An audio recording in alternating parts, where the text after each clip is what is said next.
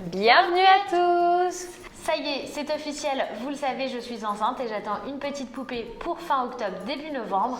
Du coup, je vais pouvoir commencer à la moitié de ma grossesse à préparer son petit cocon et j'ai décidé de partager ça avec vous.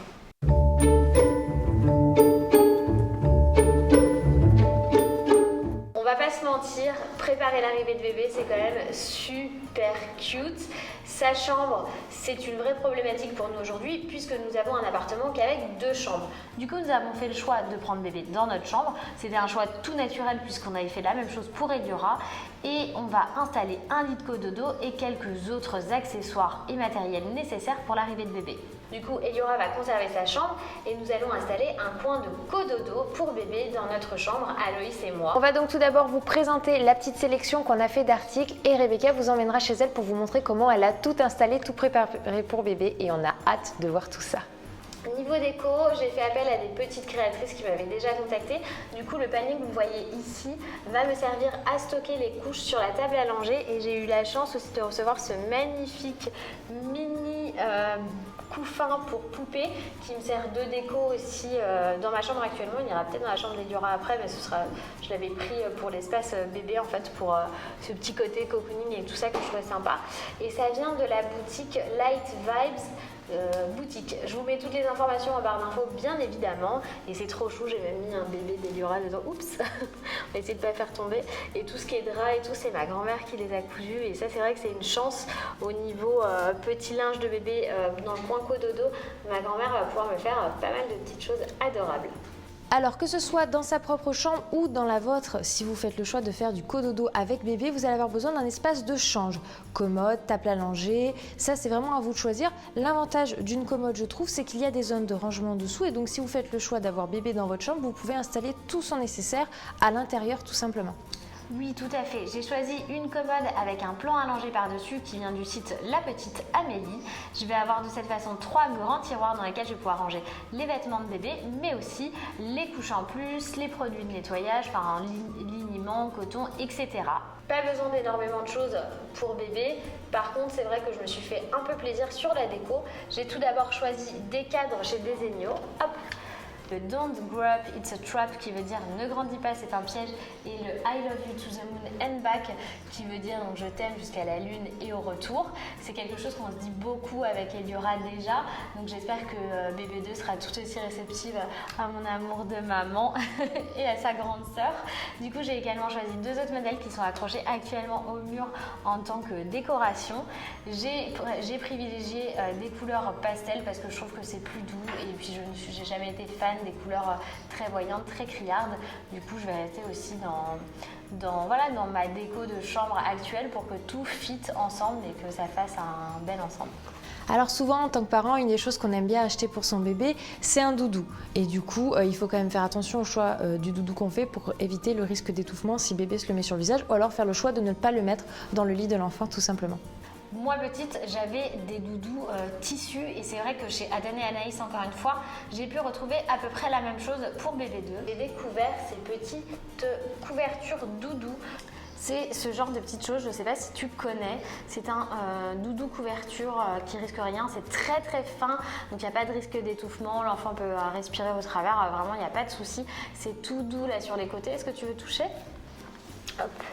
Et j'ai choisi des langes dans un peu dans la même thématique, donc c'est blanc et argenté. Ce sont des maxi langes, ils sont très très grands. Je ne sais pas si vous les connaissez, ils sont vendus soit à l'unité, soit par 3. Donc j'en ai pris 3 avec le modèle comme ça. Je ne sais plus comment s'appellent ces petites fleurs. Tu sais, c'est celle où tu souffles et tout s'envole. Et Eliora, elle adore faire ça. Je ne sais plus comment ça s'appelle, c'est trop chou. Il y a également un modèle un peu plus géométrique, mais c'est toujours blanc et argenté, ce qui permet que ce soit neutre. Comme ça, vous pouvez les choisir même avant l'arrivée de bébé. Et je suis peut-être aussi dans cette démarche de neutralité quand les enfants sont tout petits et qui ne sont pas en âge de choisir. Et oups, j'ai tout mon décor qui tombe, mais c'est pas grave. Et pareil, le modèle blanc à pois. tout simple, qui est hyper efficace et super mignon. Donc du coup, l'avantage du maxi-lance, c'est que ça sert à beaucoup de choses. On peut emmailloter bébé, on peut le poser sur nous pour tout simplement au début quand on fait faire les rots à l'enfant en cas de régurgitation. On peut le poser par-dessus son matelas pareil pour éviter d'avoir à changer la laisse. Il faut juste bien le fixer pour que ça bouge pas pour bébé. Enfin, il y a multifonctions et c'est quelque chose d'assez indispensable et de très pratique surtout dans la chambre d'un enfant. Pour le lit de bébé, je n'ai pas pris de berceau, j'ai choisi un lit cododo.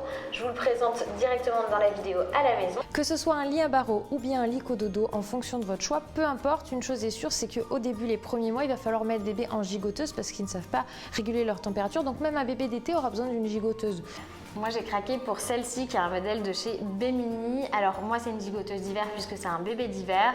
Donc c'est vraiment le côté pratique avec les petites mouches pour bébé, au moins comme ça il ne se griffe pas le visage. Et ça c'est un motif flamant rose, Ouais, tout trop girly. Enfin, rose et bleu, hein, ça peut faire pour les petits garçons aussi, hein, je suis pas d'accord. Tu mettrais des flamants roses un petit peu toi? Oui. Bon, Oui. c'est une question de goût après. Tu sais, après tout, le Stade français a bien un maillot rose. Hein. Comme quoi.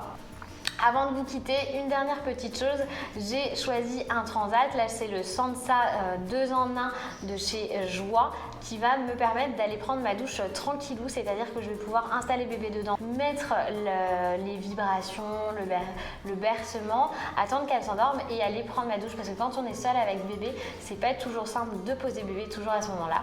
Donc je compte un petit peu sur ce transat pour avoir le temps de me laver.